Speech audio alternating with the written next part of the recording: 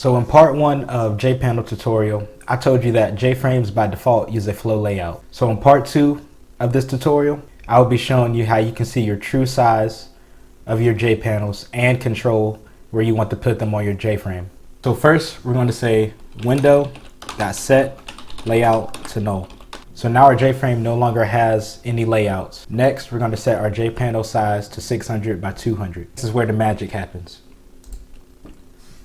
So now we can control where we want to put our JPanels on our JFrame. And we do that by setting a bounds.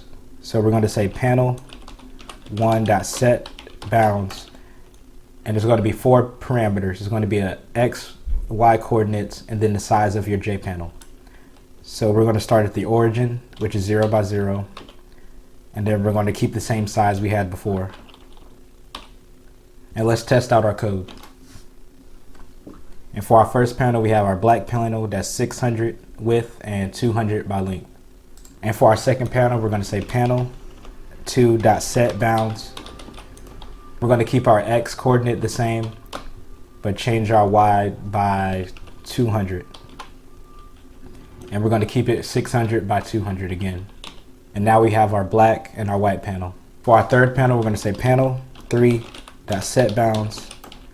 And same thing again, so 0, and now we're doing 400, and same dimensions. And now we have black, white, and green.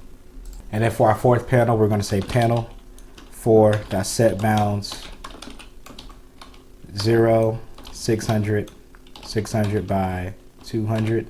Here we go. We got black, our first panel, second white, our third green, and our fourth blue. If you have any questions or you want to know anything more about JPanels, comment below. All right, thank you for watching.